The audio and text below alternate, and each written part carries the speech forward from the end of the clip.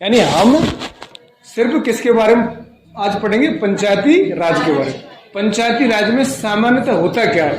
पंचायती राज की सामान्य सी भाषा होती है, यानी गांव की सरकार। गांव की सरकार का पहले माध्यम नहीं था, पहले सिर्फ राज्य सरकार हुआ करती थी और केंद्र सरकार हुआ करती थी। लेकिन 1992 और 93 में संविधान में क्या किया गया? संशोधन किया गया, और इस संशोधन के माध्यम से 73वां संविधान और 74वां संविधान संशोधन से हम कहते हैं। 73वां जो संविधान था वो तो किया गया था गांव की सरकार के लिए, और 74वां संविधान किया गया था शहरों की सरकार के लिए। पहले हम गांव की सरकार पढ़ने से पहले हम चर्चा कर लेते हैं शहरों की सरकार की ओर। शहरों की सरकार मूलतः हमारे राजस्थान में 3 प्रकार की व्यवस्थाएं पाई जाती हैं राजस्थान में। एक होती है नगर पालिका, एक होती है नगर परिषद, और एक होता है नगर निगम। लेकिन ध्यान रहे कि नगर पालिका हमेशा 1 लाख आबादी तक ही नगर पालिका बनती है। यदि किसी शहर की आबादी 1 लाख है तो इसका मतलब वहां क्या होगी? नगर पालिका होगी। जबकि नगर पालिका हुई, नगर परिषद हुआ, नगर निगम हुआ, सबको अलग अलग संबोधन होता है। नगर पालिका का जो अध्यक्ष होता है उसे बोलते हैं चेयरमैन, नगर परिषद का जो मालिक या वो होता है उसे बोलते हैं सभापति, और निगम होता है इसे बोलते हैं महापौर। लेकिन तीनों ही, नगर पालिका हो, चाहे नगर निगम हो, चाहे नगर परिषद हो, तीनों ही निगमों में, तीनों ही निगम, परिषद और पालिकाओं में एक चीज कॉमन होती है। वो चीज है कि तीनों ही में एक जो पद होता है वो होता है पार्षद। यानी चाहे नगर पालिका का पार्षद हो उसे पार्षद कहेंगे, नगर परिषद का हो उसे भी पार्षद कहेंगे, नगर निगम का भी को भी हम पार्षद कहते हैं। मूलतः डिस्ट्रीब्यूशन कैसे होता है? जैसे नगर पालिका में मैंने बताया कि भाई जिनकी 1 लाख तक क्या होगी? आबादी होगी। क्या होगी? 1 लाख तक की आबादी। माना कि हमारे किसी नगर पालिका कोई क्षेत्र, जैसे टोडा भीम की बात कर लीजिए, टोडा भीम जो वर्तमान में क्या है? नगर पालिका है। तो माना कि उसमें कितने पार्षद हैं? यानी वहां 30 पार्षद हैं। कितने हैं? 30 पार्षद। 30 पार्षदों को एज द ऐसे मानिए कि 30 वार्ड है वहां।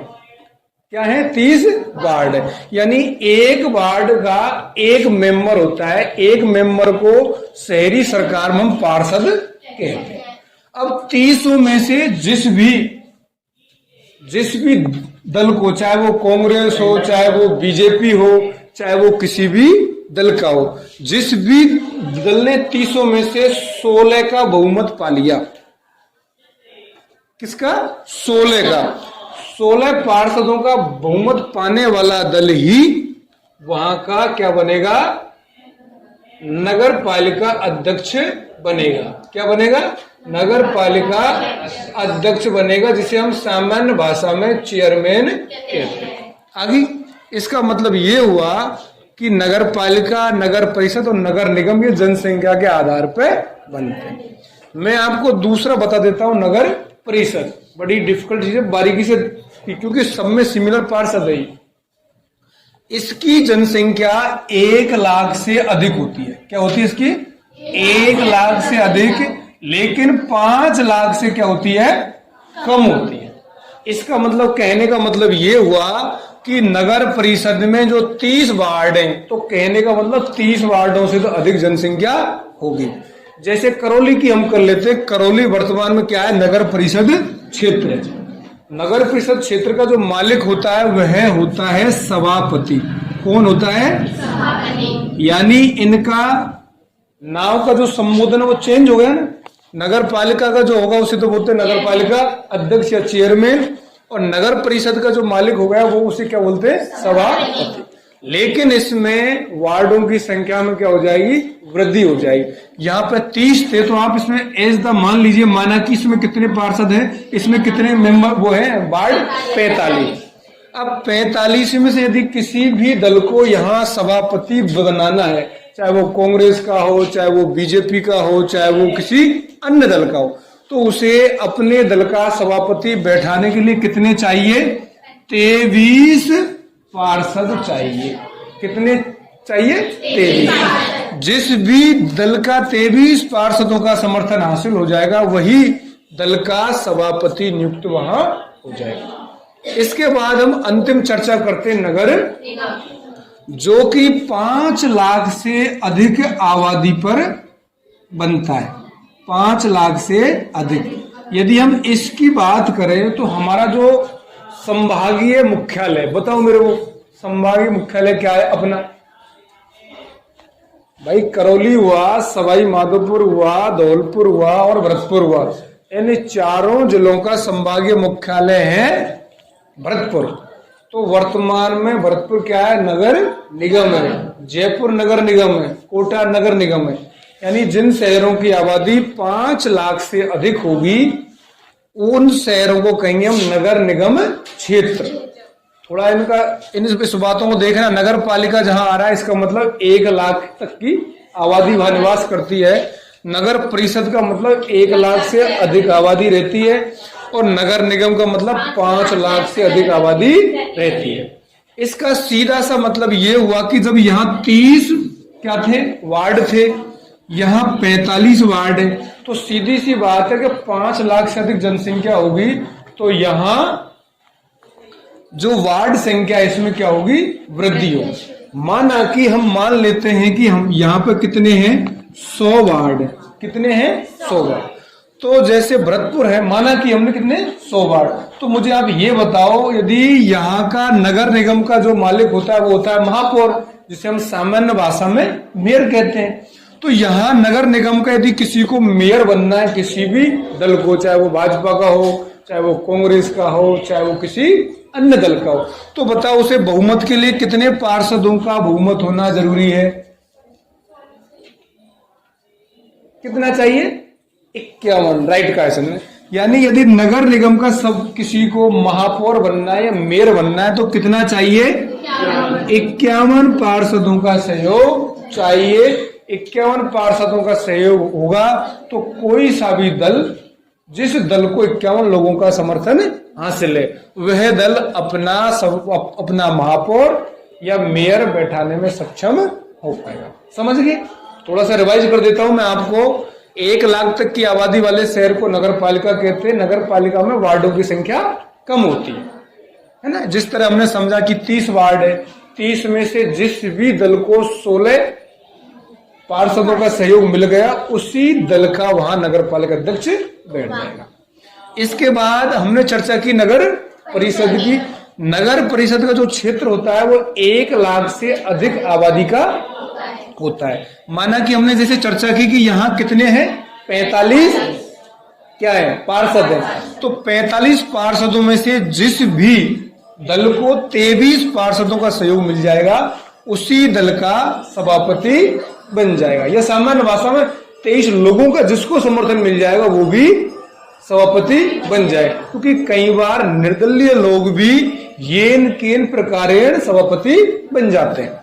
इसी प्रकार नगर निगम की हमने की चर्चा। तो नगर निगम मतलब 5 लाख से अधिक आबादी होनी चाहिए।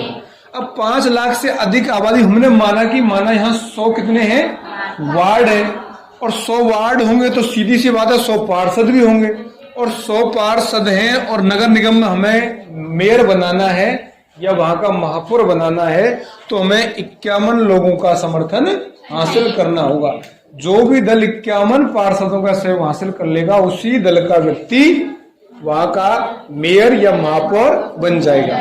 या फिर सामान्य भाषा में कहें तो यूं कह सकते हैं कि जिस भी व्यक्ति को 51 लोगों का सहयोग मिल जाएगा वही वहां का महापौर और मेयर बन जाएगा।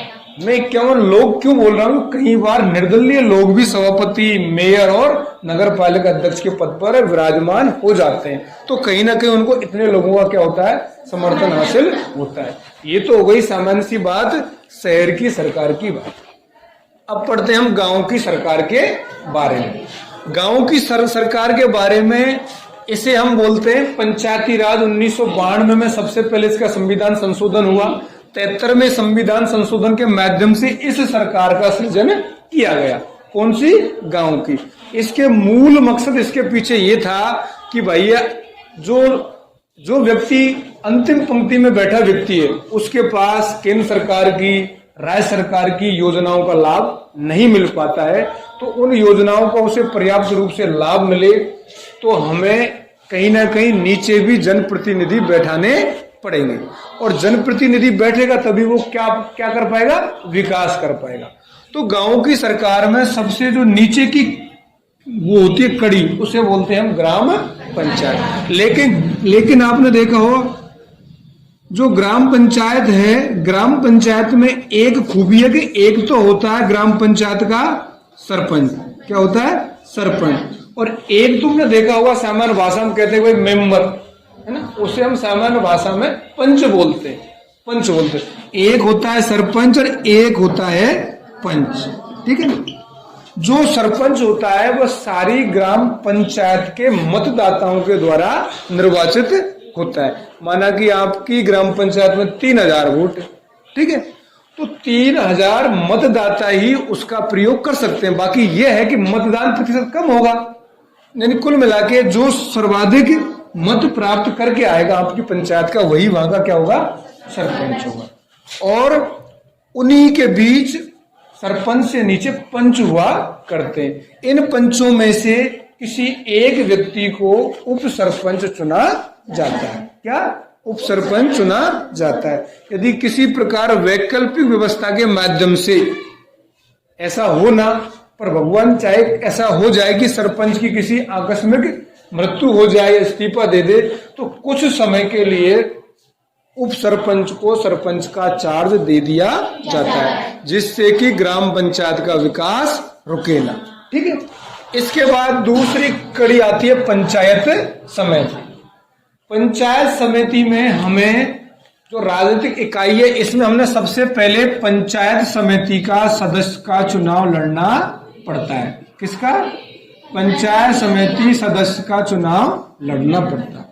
जो सरपंच ये होती है क्या, ग्राम पंचायत, ग्राम पंचायत में गैर राजनीतिक चुनाव होते हैं, यानी इसमें सरपंच किसी पार्टी से बंधा हुआ नहीं होता है कि ये कांग्रेस का है, ये बीजेपी का है, या किसी अन्य दल का है। सिर्फ ये इसकी विचारधारा हो सकती है ना, बल्कि इसमें कोई विचारधाराओं का समावेश नहीं होता है। जैसे हम पंचायत समिति की चर्चा करते हैं, सामान्य भाषा में या गांव की भाषा में से हम डायरेक्टर बोलते हैं। आपने सुना होगा कि डायरेक्टरी का चुनाव हमारा कोई जान पहचान वाला लड़ रहा है, तो इस डायरेक्टरी के चुनाव में या पंचायत समिति सदस्य के चुनाव में विभिन्न दल के प्रत्याशी उतरते हैं। यानी सामान्य भाषा में कहें तो बीजेपी इनको टिकट देती है, कांग्रेस इनको टिकट देती है, और अन्य दल से भी लोग चुनाव लड़कर जीतते हैं।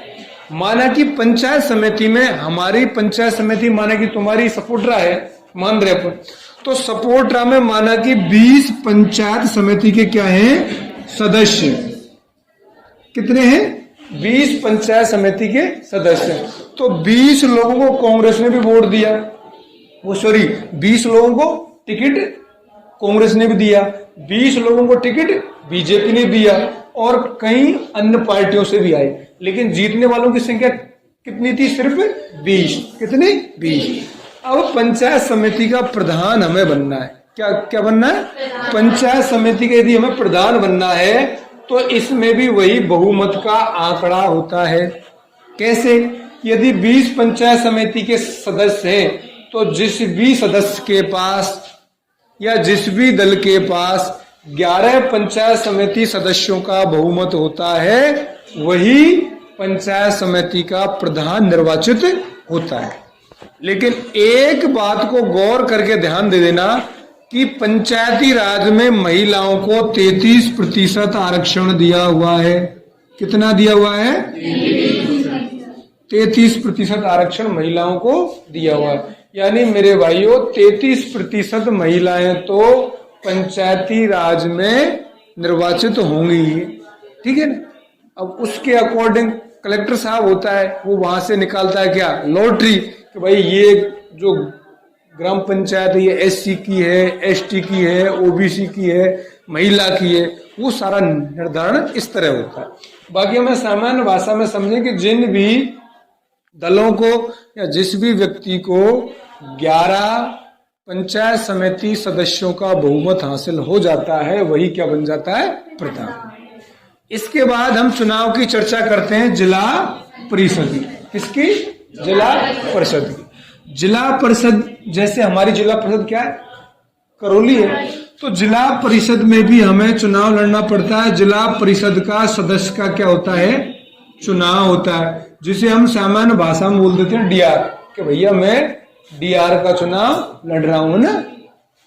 सीआर और डीआर के अपने नाम सुने होंगे, ये सारे पंचायती राज की इकाइयां होती चुनाव लड़ने की। तो इसमें भी जिला परिषद सदस्य में, माना कि हमारे करौली जिले में मान रहे हम कि माना कि हमारे यहाँ 25 जिला परिषद के सदस्य कितने हैं? 25। तो 25 जिला परिषद सदस्यों को कांग्रेस भी टिकट देगी, बीजेपी भी टिकट देगी, अन्य दल भी इनको टिकट देंगे, और कई लोग निर्दलीय भी चुनाव लड़ेंगे, क्योंकि भारत देश में सबको समानता का अधिकार दिया हुआ है। कोई भी व्यक्ति निर्दलीय भी खड़ा हो सकता है, यदि उसकी जनता में पहुंच होगी, उसका अच्छा रुतबा होगा, अच्छे उसने काम किया, वो निर्दलीय भी जीत सकता है।